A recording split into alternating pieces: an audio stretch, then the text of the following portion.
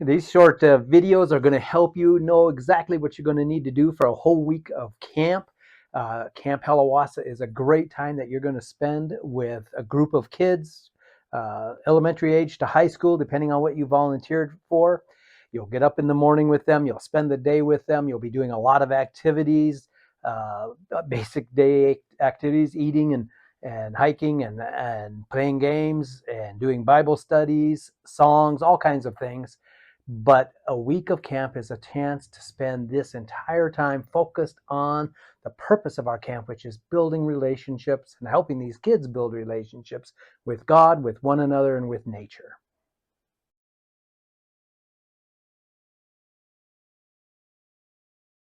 So the camp counselor, he needs or she needs to show up at camp well rested, because you are going to spend the entire time virtually with the kids. You're gonna sleep with them in the tent. You're going to be with them at the meals. You're going to be active with them all day long in the games and the activities. You'll be spread out sitting with them in the Bible times. Your connection, your main purpose is that connection with the kids. And so you will you're going to be the ones that are helping them to have the best time they can have at camp, in terms of growing in their relationship with God, relationships with one another, including the other staff, but the other campers, and out in nature. And so your day is going to be filled with being with the kids.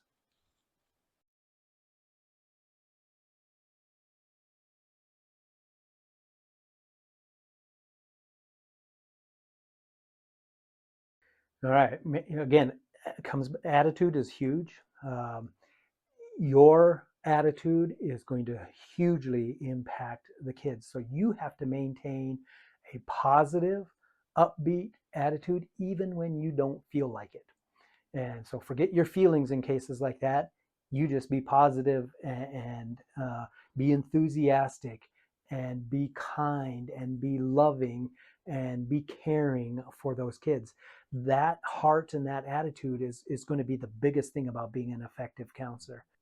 The memorable ones are going to be the ones that build the connection with the students one on one and as a group. I mean, you want your whole tent, to have its sense of identity of us together. But the best counselors are going to be the ones that really love and care for the kids, and the kids know it. They know it's genuine. They know it's real. And so, again, being real yourself, being willing to share your own struggles where you've had to learn lessons, these types of things, that vulnerability, that's going to create a close relationship with your kids. That's going to make the camp memorable. Playing games with them is a given. You got to be active with them. You as a counselor don't want to win every game. You're not there to do that. You're there to help them have the best possible time. But play with them and do what they want to do. You are going to want to give them time to get to know you. Be authentic. Be real. Let them know stuff about who you are, your heart, because then they feel safe to share with you what's going on in their life. Um, you don't have to be perfect. You have to be real. And that makes a great counselor.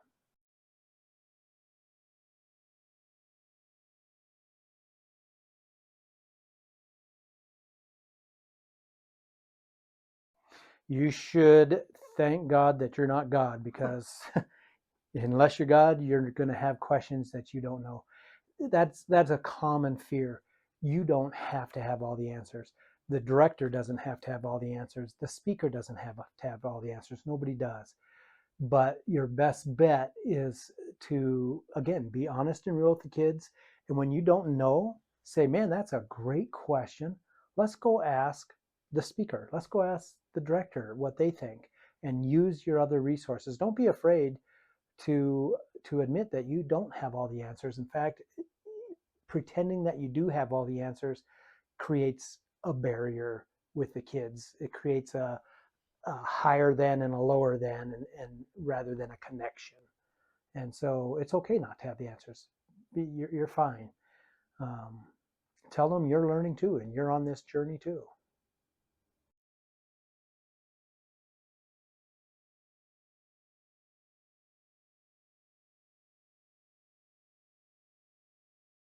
We found that the fewer the rules you have, the better and easier it is for the kids to remember and follow them. We have three basic rules that we follow. They're all biblically based. The first one is extremely important. Rule number one, and you want to drill this in the kids over and over again, is no whining or complaining. And this is based on Philippians 2:13 or 14, I'm sorry, 2:14, which says, do all things without grumbling or disputing. We change that to whining or complaining. Man, when anybody has a negative attitude, it sucks the energy out of a whole group. So by curtailing that right from the start, no whining or complaining, and reminding the kids of that, not everything they do is going to be their favorite thing. You can tell them that right up front, but they're going to have a lot of fun if they just do it without whining or complaining. Second rule is pretty simple, comes from Romans 12:10, and it is to respect one another and also the property. And that verse says, be devoted to one another in brotherly love, giving preference to one another in honor. So it just means you're thinking about other people. And that would include all the things like we're not going to trash talk people. We're not going to call names. The boys aren't going to go in the girls' area. The girls aren't going to go in the boys' tents area. This type of thing. We're going to be respectful to one another. We're going to be kind. We're going to build each other up and encourage one another.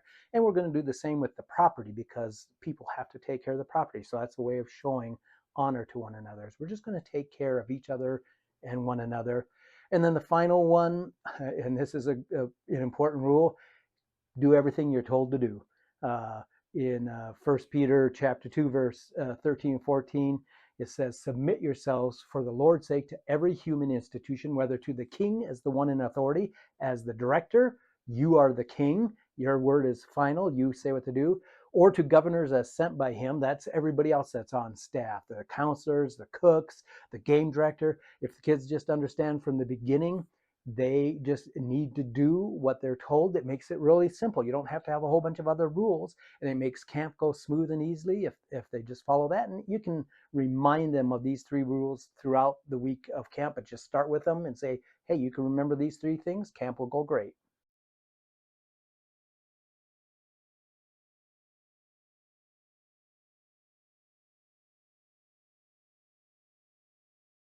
Modesty is an important value for us at Camp Hallawasa. We want to make sure staff and all the campers, we are modest in our dress and in our behavior.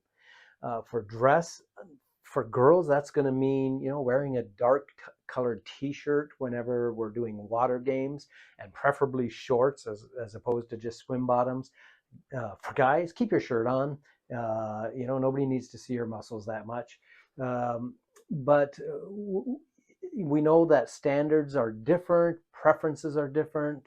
If there's something that any staff members see, counselors, cooks, director, that they just don't feel completely comfortable with, let the counselor know of that camper so that counselor can talk to the camper and they can discreetly go and change. We're not going to humiliate. We don't want to put anybody on the spot, but we do want to maintain real positive standards for everybody.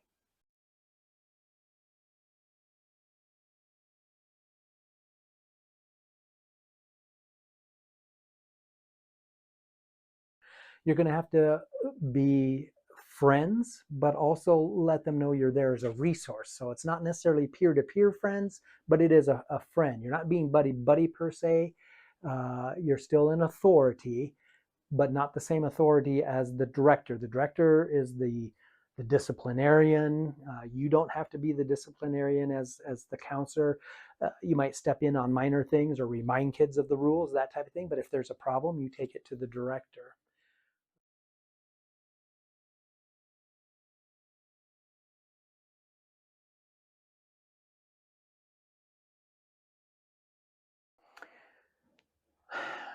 Obviously, if they see any kids being picked on, that's something we really want to discourage. We want to nip that in the bud. We want positiveness building up.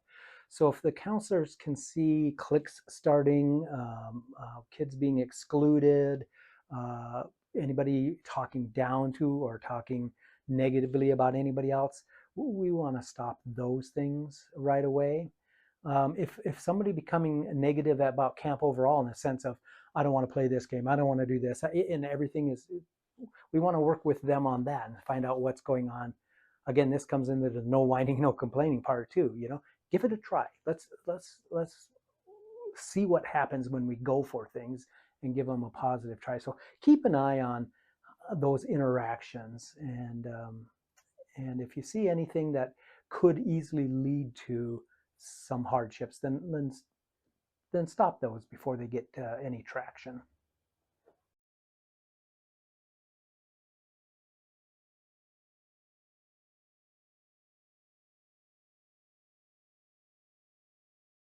You know, sleeping in the tents is always a tough time because you're going to have night owls and morning larks all the time. That it's part of the way life is.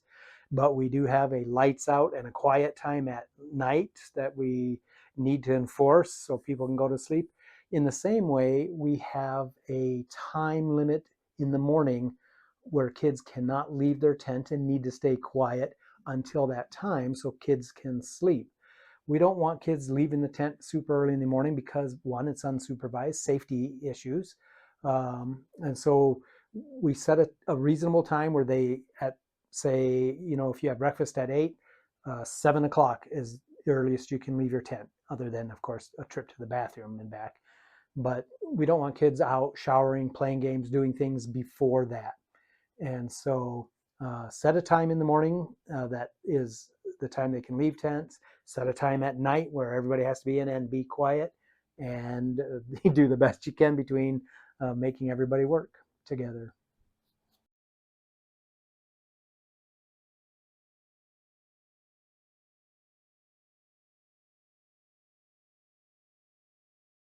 Okay, well, first thing a counselor's got to do is stay calm in themselves and make sure everybody around them is calm. Get word either if another counselor is there or one of your campers, get them to the nurse right away. Have the nurse informed and brought there. Um, then assess what needs to be done. If it's not too bad of an injury and you can take them to the nurse, you can start working them that way. If you're not sure, just leave them there, wait till the nurse shows up and can make that assessment. Get the rest of the kids away. They don't need to be crowded around in a circle. Get them over.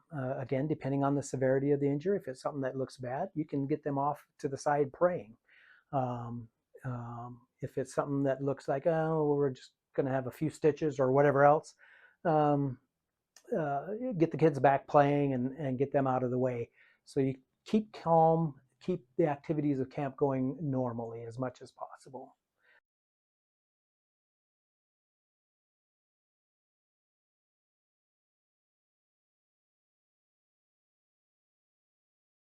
uh, not to spiritualize it too much, but it's a biblical principle.